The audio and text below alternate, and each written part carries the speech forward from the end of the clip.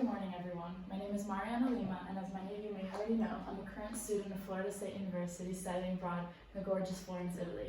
In the past 3 months that I've lived in the city, I've noticed that there's a lot of tourists. And although these tourists come with various benefits to the city, they also leave an impact in ways that we may not know.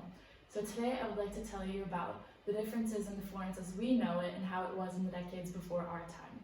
So as we walk through the streets of this city, we know that the popular sites to see are all condensed within a small area. The city is very walkable. The Duomo, the Ponte Vecchio, the Palazzo della Signoria are all within a 15-minute walk of each other. And because of this, a lot of tourists that come to the city and only have a short period of time, they're able to get everything that they want done within one day. Often though, this leads to them not having sit-down meals at restaurants and instead opting for the many open panini stores, such as this one on Via de' Neri. So they come to the city and they have these paninis, and then they're going to walk from one site to see to the next, but sometimes they might take a little break and stop and sit down to eat. So as we know, these very narrow streets are crowded as it is, and it's very hard to navigate on some days when there's just so many people. Now when you add all these people eating their sandwiches sitting down, you can see why there might be frustration.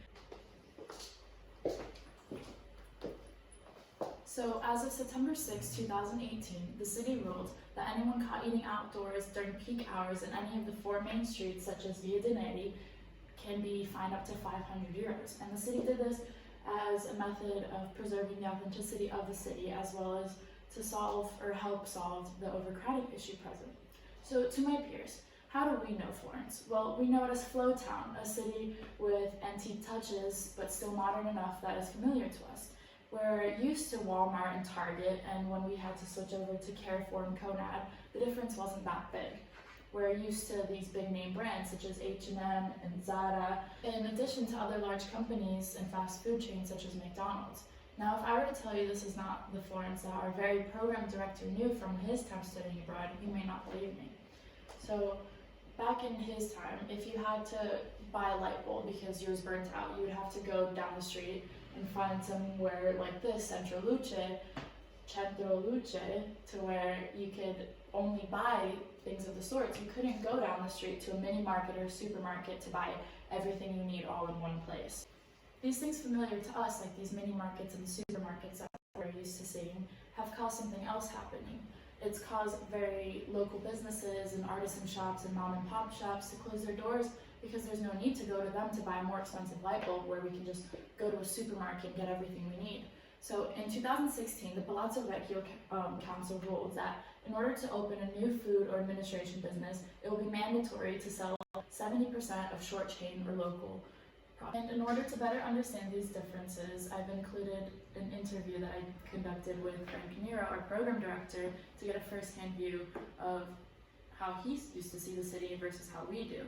And unfortunately, I wasn't unable to film the actual video, so here's an audio from it. In a broad sense, and specifically to if you're seeing more places appealing to the tourists versus maintaining the authenticity of like Italian culture. Well, back in 1994, when I studied abroad, there were noticeably a lot less international retailers in town. In fact, I remember there was no fast food whatsoever, as in McDonald's, Burger King, those places. There was no sort of other, like, bigger department store-like structures like H&M and Zara. That didn't exist back then. And it was more geared towards like family-owned businesses that sort of service like specific markets rather than, there wasn't even really that many supermarkets either. There was just one, the Conad. And there wasn't like all these little Carrefours and other things all around the city. So you would go and get your dairy at a particular store, your meat at a particular store, bread at a particular store, and you didn't just like focus on the supermarkets like you do now. So that is a big noticeable difference. There was one fast food place, but it was really funny. It was called Kenny Burger. And it was actually right where Golden View is now. So it had like the best location in the city next to the Ponte Vecchio. And a lot of like Italian teenagers would go there, but that was the only thing. One thing also that's changed is back in the 1990s, you really couldn't get any type of ethnic food. There was like local Tuscan food in the restaurants, and I'm talking about restaurants mainly, and that was it. So now, as you've noticed, there's Venezuelan places, there's Greek places, there's Ethiopian places, Indian places, Chinese places.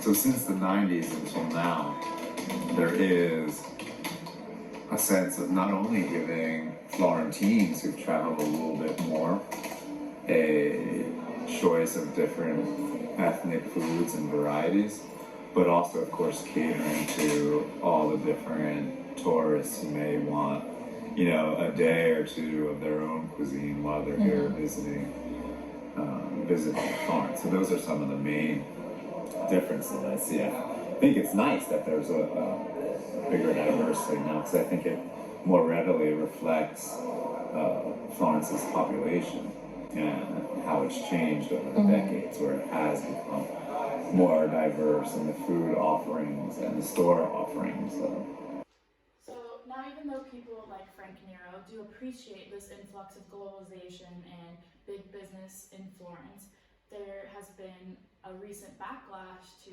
something like this. So there's one McDonald's currently in Florence, and it is by the train station. Now, McDonald's didn't think that one store was enough, so they wanted to open a new one in the Piazza del Duomo, which received immense criticism by the locals as well as the city government. So McDonald's proposed to open this new store, and the city denied it, and then McDonald's sued the city for $20 million. Now, if there's one takeaway to this talk, I hope to leave you with one final thought. Would we rather have global cities that are all homogenized, or would we rather have each city with their own unique touches staying true to their roots? Would we rather allow the traditions of this city to slip because we want a convenient McDonald's burger, or would we rather come visit places so historic like Florence to get and indulge in their local cuisine and culture? And thank you so much for your time.